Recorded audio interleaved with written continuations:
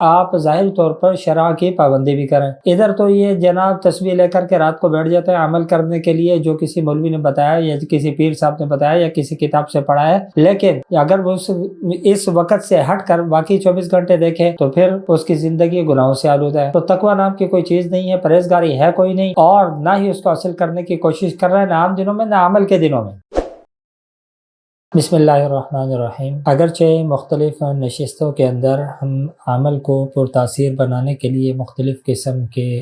جو چیزیں ہیں اس کو ترتیب بار بیان کرتے رہے ہیں، لیکن آج کی اس نشست میں ہم کوشش کریں گے کہ مختصراً ان تمام چیزوں کا، ان تمام باتوں کا احاطہ کیا جائے جس کے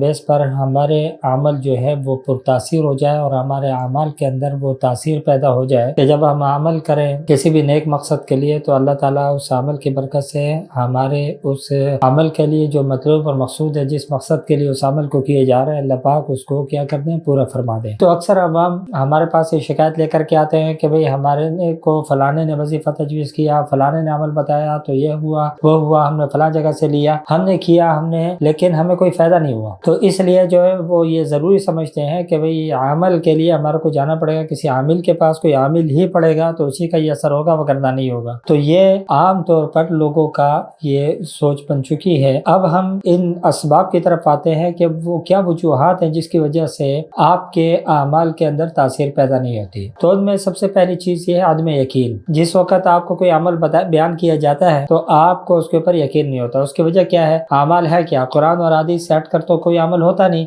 جس وقت قرآن کریم کی کوئی آیت مبارکہ تجویز کی جائے یا کوئی سورہ مبارکہ تجویز کی جائے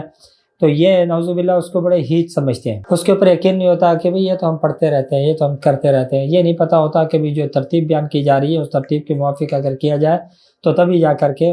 ثمرات حاصل ہوتے ہیں۔ ایک چیز تو یہ ہے کہ آدمی یقین نہیں ہوتا۔ نمبر 2، وہ جو لوگوں نے ان کا ذہن بنا دیا ہے کہ آپ کے کرنے سے نہیں ہوگا، کسی ایسے عامل نے جس نے اس کے پیچھے ریاضت کی ہو اس کے کرنے سے ہوگا۔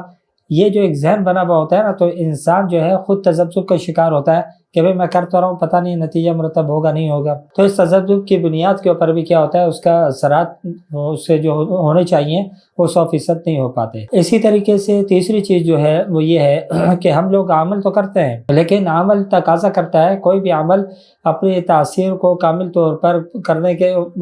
تاثیر کو ظاہر کرنے کے لیے وہ تقاضا کرتا ہے کہ بھئی آپ ظاہری طور پر شرع کی پابندی بھی کریں۔ ادھر تو یہ جناب تسبیح لے کر کے رات کو بیٹھ جاتے ہیں عمل کرنے کے لیے جو کسی مولوی نے بتایا یا کسی پیر صاحب نے بتایا یا کسی کتاب سے پڑھا ہے، لیکن اگر وہ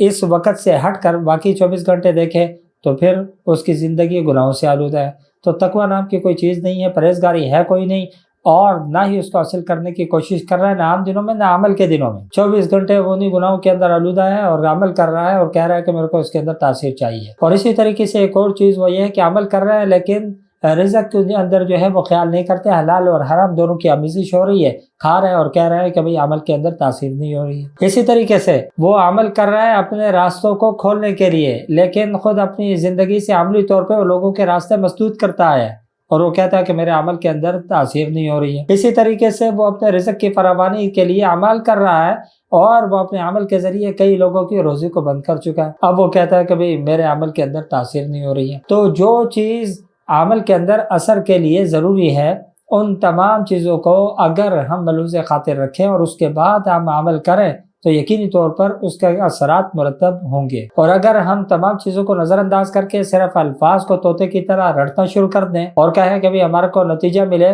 تو نتیجہ ایسے نہیں ملتا۔ نتیجے کے لیے جو شرائط ہے وہ یہی ہے کہ ظاہری طور پر شرع کی پابندی بھی ہو اور اس کے ساتھ کامل یقین بھی اس کے اوپر ہو، اور پھر کامل اعتقاد اور یقین کے ساتھ کیا جائے، اور حلال اور حرام کی تمیز کھانے پینے کے اندر بھی ہو، اور 24 گھنٹے کی زندگی جو ہے وہ شریعت کے موافق بھی گزار رہا ہو، تو یقیناً کیا ہوگا، اس کا عمل پرتاثیر ہوگا۔ اور اگر ان چیزوں میں سے کوئی ایک شرط پہ مفقود ہے تو پھر ایسی صورت کے اندر کرنے والا عام کیا بلکہ کوئی عامل کیوں نہ ہو تو اس کے اندر کوئی تاثیر نہیں ہوگی، اس کے اندر اس کی ریاضت ہو، کچھ بھی ہو، لیکن اگر ظاہری طور پر ان شرائط میں سے کوئی ایک شرط مفقود ہو تو اس کے اندر کسی قسم کی تاثیر نہیں پائی جائے گی۔ دعا فرمائے اللہ رب العالمین سمجھنے کی اور عمل کرنے کی توفیق عطا فرمائے۔